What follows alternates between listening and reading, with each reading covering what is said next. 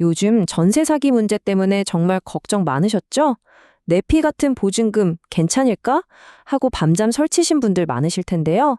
이제 그 불안감을 조금은 덜어낼 수 있을 것 같습니다. 정부가 전세 시장을 더 안전하게 만들기 위해 새로운 규칙들을 내놨거든요. 지금부터 뭐가 어떻게 바뀌는지 하나씩 알기 쉽게 짚어드릴게요. 아마 지금 전세를 살고 계시거나 또 곧 계약을 앞두고 계신 분이라면 이 질문이 머릿속에 계속 맴돌고 있을 거예요. 내 전세 보증금 진짜 안전한 거 맞아? 바로 이 근본적인 불안감을 해결하기 위해서 우리가 꼭 알아야 할 중요한 변화들을 같이 한번 살펴보겠습니다. 자, 먼저 전세 제도가 뭔지 아주 간단하게만 짚고 갈게요. 다들 아시겠지만 세입자가 매달 월세를 내는 대신에 집값의 상당 부분을 차지하는 아주 큰 목돈, 그러니까 보증금을 집주인한테 맡기는 거죠. 그리고 계약 기간이 끝나면 그 돈을 고스란히 돌려받는 우리나라에만 있는 좀 독특한 방식입니다. 네, 바로 이 목돈이 모든 문제의 시작이자 핵심입니다. 자, 그럼 이 독특한 시스템이 대체 어떻게 수많은 사람들의 삶을 위협하는 끔찍한 악몽이 되어버렸을까요? 사기꾼들이 바로 이 제도에 어떤 허점을 파고들었는지 지금부터 그 함정의 구조를 한번 들여다보겠습니다. 가장 근본적인 문제는 이거예요. 집주인이 수억 원에 달하는 세입자의 보증금을 직접 가지고 있다는 점.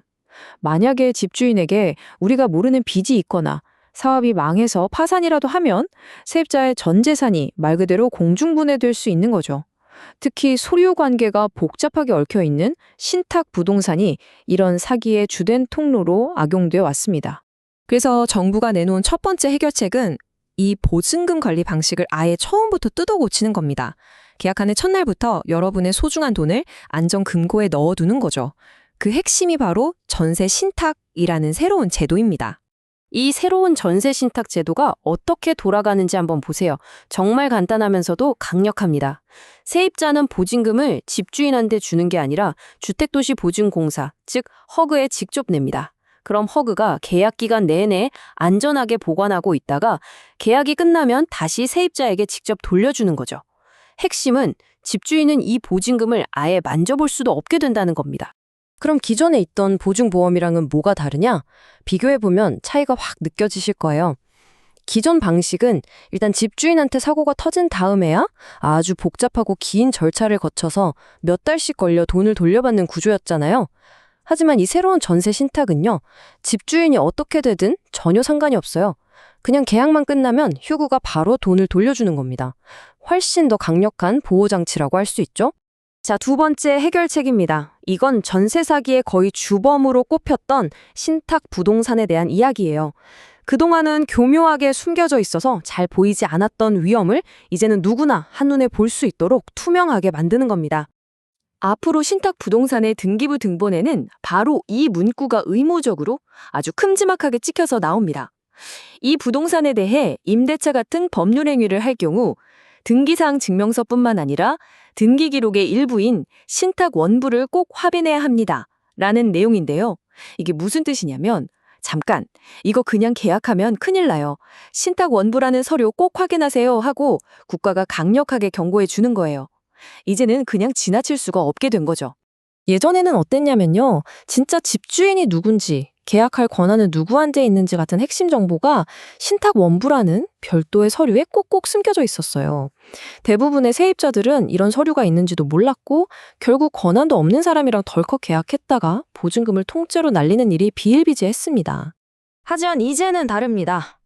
마치 제품에 위험 스티커를 붙이는 것처럼 우리가 가장 중요하게 보는 서류인 등기부 등본에 이 위험 안내 문구가 떡하니 찍혀 나오는 거예요.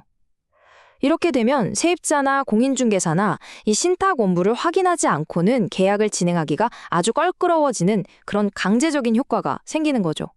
자, 지금까지는 사기를 막는 예방법에 초점을 맞췄습니다. 그럼 이미 피해를 입어서 모든 걸 잃은 분들은 어떻게 해야 할까요? 세 번째 해결책은 바로 이분들에게 실질적인 도움을 주기 위한 전세사기 특별법 개정안입니다. 정말 다행인 건 도움을 받을 수 있는 피해자의 범위가 훨씬 넓어졌다는 점입니다. 이제 보증금이 5억 원, 상황에 따라서는 최대 7억 원인 분들까지 지원 대상에 포함되고요. 또 기존 세입자가 나가지도 않았는데 겹치기로 계약한 이중 계약 피해자나 불법 건축물에 들어갔던 세입자, 그리고 신탁사기 피해자까지 모두 법의 보호를 받을 수 있게 됐습니다. 지원 내용이 얼마나 달라졌는지 이 그래프를 보시면 와, 이건 진짜 극적인 변화입니다. 기존 법은 사실상 대출 좀 더 해줄 테니 그 집을 떠안으라는 식이라서 실효성이 좀 떨어진다는 비판이 많았죠. 그런데 새 법에서는요, 살던 집에서 최대 10년 동안 월세 한 푼 안 내고 무상으로 살 수 있게 해줍니다. 만약 그게 싫다면 다른 공공임대주택으로 이사 갈 수 있는 선택권도 주고요. 아니, 어떻게 10년이나 공짜로 살게 해주는 게 가능하냐고요? 그 원리는 이렇습니다. 공공기관인 LH가 경매로 넘어간 피해자의 집을 사들이는 거예요. 이때 시세보다 좀 싸게 낙찰받으면서 생기는 차익이 있겠죠? 바로 그 돈을 재원으로 해서 피해자의 10년치 월세를 대신 내주는 방식입니다. 그러니까 직접 현금을 쥐어주는 게 아니라 주거 안정을 보장하는 데 초점을 맞춘 거죠. 자, 그런데요. 이렇게 좋아 보이는 대책들이 과연 완벽한 만병통치약일까요? 지금부터는 시장의 다른 목소리도 들어보고 앞으로 남은 과제들은 무엇인지 좀 더 현실적인 문제들을 균형 있게 짚어봐야 합니다. 한 익명의 임대사업자는 이렇게 이야기합니다. 솔직히 보증금을 받아서 그걸 직접 굴리는 게 임대사업의 핵심인데 특별한 혜택도 없이 내가 왜 굳이 전세신탁에 참여해야 하죠? 바로 이 지점이 새로운 제도가 현실에서 부딪힐 수 있는 고민을 잘 보여줍니다.